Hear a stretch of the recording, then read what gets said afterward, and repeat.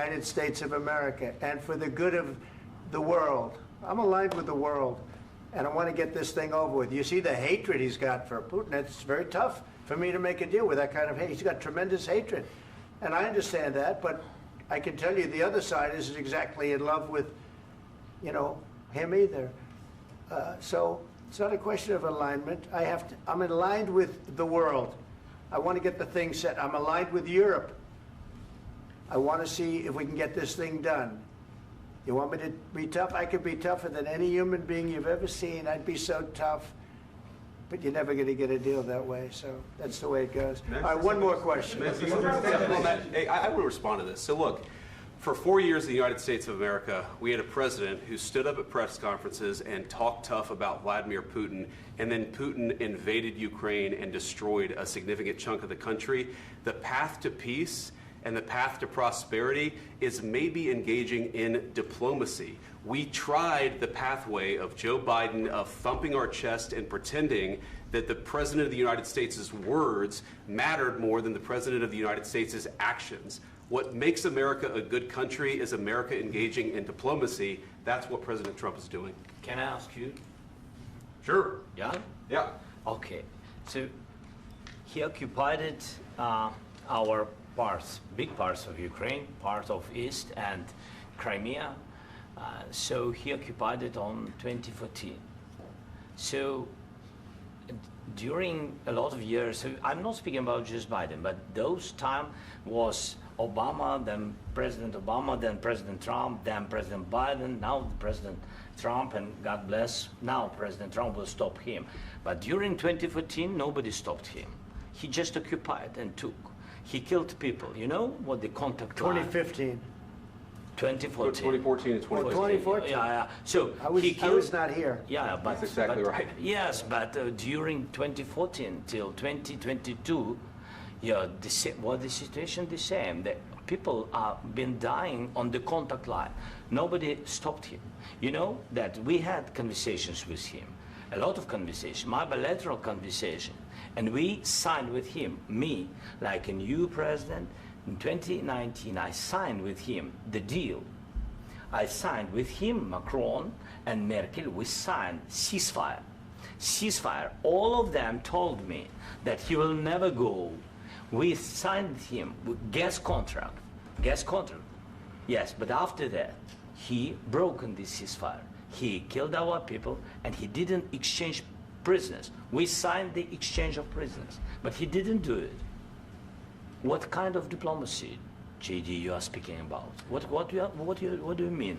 I'm talking about the kind of diplomacy that's going to end the destruction of your country. Yes, but if you Mr. President, with respect, I think it's disrespectful for you to come into the Oval Office and try to litigate this in front of the American media. Right now, you guys are going around and forcing conscripts to the front lines because you have manpower problems. You should be thanking the President for trying to bring an end to this conflict. Have you ever been to Ukraine that you say what problems we have?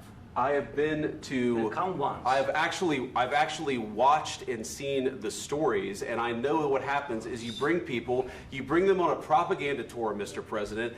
Do you disagree that you've had problems bringing people into your military? And do you think that it's respectful to come to the Oval Office of the United States? You're in no position to dictate what we're going to feel. We're going to feel very good. You will feel influenced. We're going to feel very good and very strong. You will feel influenced. You're right now not in a very good... And what you're doing is very disrespectful to the country, this country. That's backed you far more than a lot of people said they should have. Have you said thank you once? This a lot entire of meeting? times. No, in this entire meeting, have you said thank you? Today. You went to Pennsylvania and campaigned for the opposition in October. Offer some words of appreciation for the United States of America and the president who's trying to save your country. Please, you think that if you will speak very loudly about the war, He's not speaking loudly. He's not speaking loudly. Your country's in big trouble. Can I Wait a minute. No, you've done a lot of talking. Your country is in big trouble. I know. You're not winning. You're not winning this. You have a damn good chance of coming out okay because of us. Mr. President, We are staying in our country, staying strong from the very beginning of the war. We've been alone, and we are thankful. I said thanks You haven't in been this alone. cabinet, You and haven't not been only alone. in this cabinet. We gave you, through I this said thank stupid you. president, $350 billion.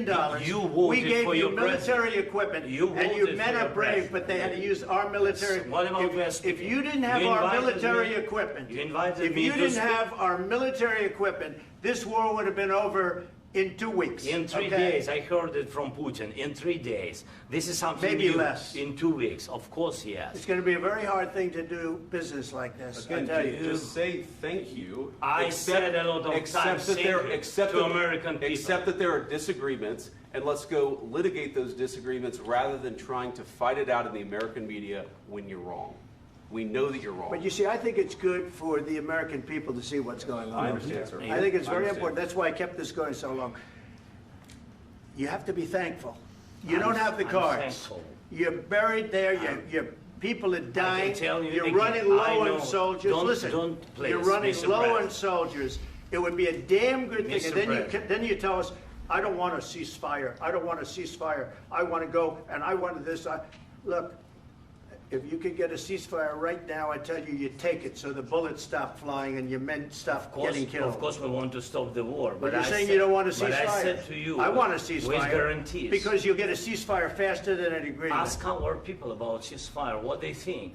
That wasn't it doesn't with matter me. for you what That what wasn't this with me. means. It That was wasn't with you. a guy named Biden, who was not a smart person. This That is was your, with, this that was is with your Obama. president. It was your president. Excuse me. That was with Obama, who gave you sheets, and I gave you javelins. Yes. I gave you the javelins to take out all those tanks. Obama gave you sheets. In fact, the statement is Obama gave sheets and Trump gave javelins. You got to be more thankful, because let me tell you, you don't have the cards. With us, you have the cards. But without us, you don't have any cards. One more question to Mr. Vice President. I'm sorry. It's going to be a tough deal to make, Um, because the attitudes have to change. what if Russia breaks ceasefire? What if Russia breaks peace talks? What do you do then? I understand that it's a heated conversation right now. What are you but saying? what She's if asking, Russia- what if if Russia Putin breaks the breaks ceasefire? What if anything? What if a bomb drops on your head right now? But they have Okay? broken What if they ceasefire broke it? many I don't know. They broke it with Biden because Biden, they didn't respect him. They didn't respect Obama. They respect me. But what- Let me tell you, Putin went through a hell of a lot with me. He went through a phony witch hunt where they used him and Russia. Russia. You ever hear of that deal? That was a phony Hunter Biden, Joe Biden scam. Hillary Clinton, Shifty Adam Schiff. It was a Democrat scam. And he had to go through that. And he did go through it. We didn't end up in a war. And he went through it. He was accused of all that stuff. He had nothing to do with it. It came out of Hunter Biden's bathroom. It came out of Hunter Biden's bedroom.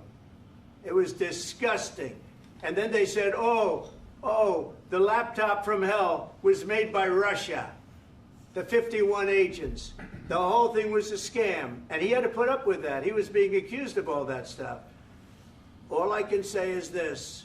He might have broken deals with Obama and Bush, and he might have broken them with Biden. He did, maybe. Maybe he didn't. I don't know what happened. But he didn't break them with me. He wants to make a deal. I don't know if you can make a deal. The problem is, I've empowered you to be a tough guy. And I don't think you'd be a tough guy without the United States. And your people are very brave. But you're either going to make a deal or we're out. And if we're out, you'll fight it out. I don't think it's going to be pretty, but you'll fight it out. But you don't have the cards. But once we sign that deal, you're in a much better position. But you're not acting at all thankful. And that's not a nice thing. I'll be honest, that's not a nice thing.